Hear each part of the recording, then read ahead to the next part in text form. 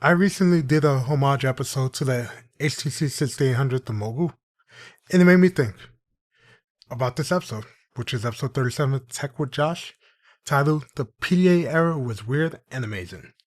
What is the PDA era? In my honest opinion, it's before 2010.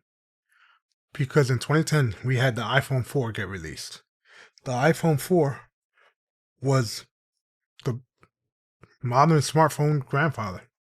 It's a candy bar phone, flat back compared to the 3GS, flat sides, and guess what? It had a front-facing camera for video call, a high pixel density screen, the Retina screen. Things we see now, we have higher resolution on phones, we have front-facing cameras for video calls, and it had good specs at the time, amazing specs. So that's the modern smartphone era before 2010. And it was a completely different landscape. If you ask someone now, what are the cell phone manufacturers for smartphones in America that are out in America, not that create the phone in America, what they are, they say, hey, it's Samsung, it's Apple, it's Google, and you might hear OnePlus or nothing. Other than that, that's it. And what sets apart the operating systems? Apple has the iOS, and then you just have Android. Seems pretty boring, right?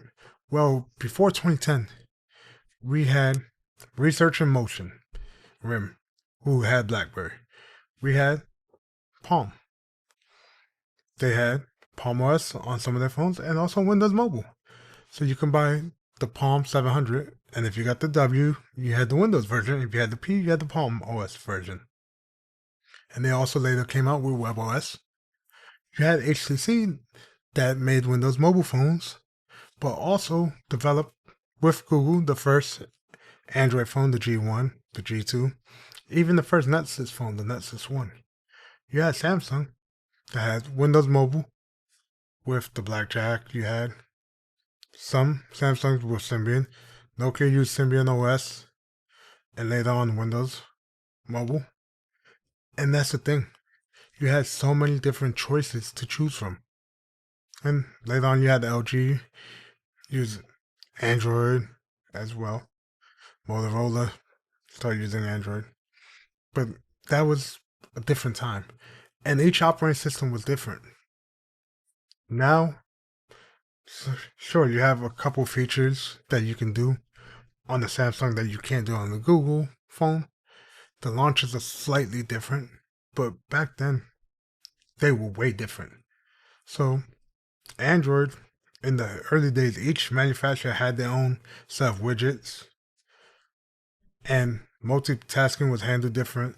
You had certain manufacturers pioneering stuff that carried on for over a decade, such as LG, buttons on the back of the phone was around for a while. Also, the double tap to wake. That's basically LG Knox feature. And it's cool stuff. So, you had LG if you wanted the back buttons, volume buttons on the back as well. And then knock double tap to wake, you had to get LG phone. If you want to use Samsung's software, TouchWiz, I don't know why, but they did have some good apps. Like you can do the group video play. Whatever video you're watching on your phone, say you have an S4 and have a Note 3 at the time, you're watching a video you downloaded onto your phone, we can actually watch it at the same time over the air, wirelessly, synced up. It's the same with the gestures to do a screenshot. All of that made it fun. But what made it extra fun was before Android, the other OSs that I mentioned. I had Windows Mobile, I had Palm OS, and I had Blackberries. Blackberries, so locked down, you can't really web browse, but guess what? They were amazing for messaging because the keyboard was so great. This is before touchscreens for the Blackberries.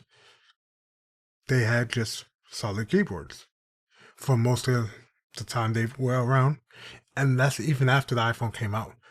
The majority of the BlackBerries still had keyboards except for the Storm. And that keyboard would type so fast. And you can do certain things like double tap the space to get the period. You can hold the symbol button to get certain symbols. Fast keyboard. And you had BlackBerry Messenger, which is iMessage basically back then for just BlackBerry people. Then you had Windows Mobile, which in the Mogul episode, I dissected certain things you can do, download apps. BlackBerry, to get an app, you had to use a computer, this and that. On Windows Mobile, you can get someone, if your Windows Mobile phone had infrared or Bluetooth, you can have them send it to you. The CAD file. You can download it from a web page and put on your micro SD card or mini SD card and load it right up. That's the power of Windows Mobile. For Palm OS, you can send apps. Not like Windows Mobile that I mentioned, oh, send a file over. You're sending a CAD file over. You still have to install it. On the Palm, if I had Dope Wars, the game, I can send it to another device by lining up the infrared. Another thing about Palm OS is for backup, it still had to be plugged into a computer, but to transfer content, it was the best phone to transfer content. You line up the infrared ports, you go into the settings in the app, and you share. And when I mean share, you share your entire calendars. So a lot of times this was business owners that had the Palm OS devices because it's a PDA, their personal digital assistant, and they would transfer over when they got a new phone, or if they had to send the secretary their contact list, things like that, they would just share everything by lining up. Took a minute or two. You send your emails, messages, everything over. Great system. But why else was it a fun time? The designs. Before 2010, everyone was trying something different. Feature phones, you had thousands of different designs, all trying to gain market share by being something new. With smartphones, you had candy bars. You also had flip phone, PDA phones. Yes, that was the thing. Now you have the Galaxy Flip or the Motorola Razr. You know, it's a flip phone, smartphone. It's nothing new because even before BlackBerry did it, we had it in Palm OS with Samsung. We had it with Sony. So it was different designs. There was a feature phone called the T-Mobile Sidekick done by Danger. But guess what? The same team went over and helped develop the HTC G1. And the screen has a similar hinge that kicks out. It comes up. You had different input methods before 2010. Because phones were not really dialed in, you had slider phones. Something that's not seen today for smartphones. Because the growing population had started with something like a BlackBerry or a feature phone. So they still need a keyboard. So you can actually use a trackball.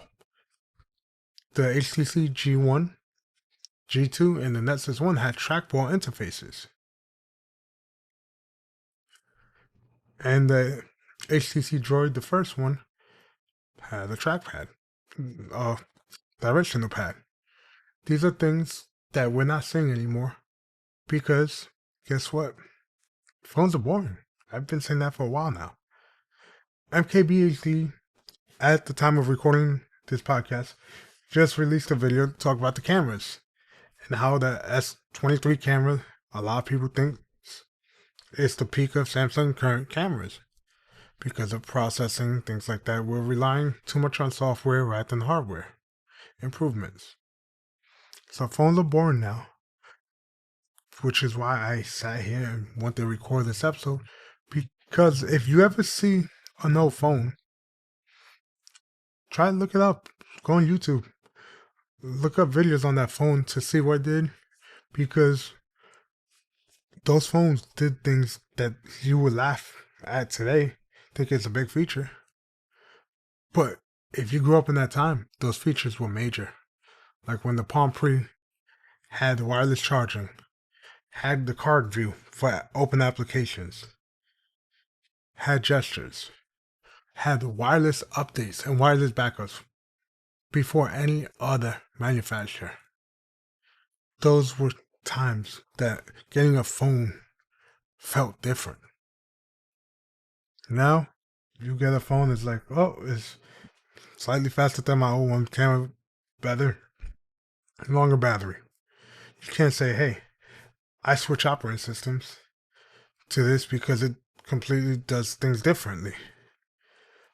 I now have access to an application that lets me message with rev receipts, lets me send all this and that, have a group chat.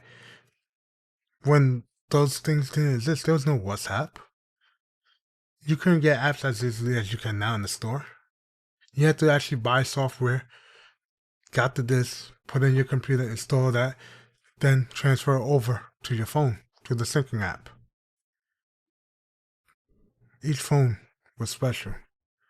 And people upgrade a lot more if they could because they wanted to get that new feature that made you want to buy the phone. Not getting sold on this promise of Apple Intelligence that still hasn't been delivered on. Or getting a phone just because the new one has a privacy screen. No. The BlackBerry 8800, the phone that came out right after this, the 8130, or the 81 series, the Pearl, which was a much smaller BlackBerry, and it did well because it wasn't anymore a big business phone that didn't have a camera, that just had a trackball as the first model with the trackball instead of the jog wheel. It was an actual media player. It had memory card support. It had a digital camera. You can do more with it, and that's why it sold well. Then after that, the 83 series, the Curve, original Curve series came out. Guess what?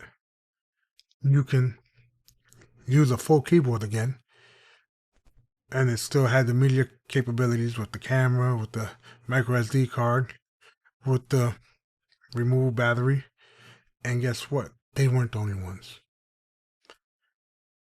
Back in those days, each new phone, like I said, brought a lot with it. Just going from the Pocket PC 6700 and 6800, you cut out the external antenna. You made the device smaller, lighter, more pocket friendly, and gave us big speed boosts. Nowadays, you gotta wonder, why are we still using the same camera 4 years in for certain models?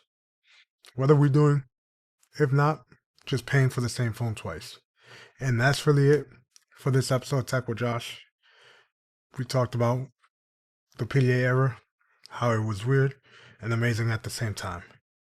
And I'll catch you guys in the next one.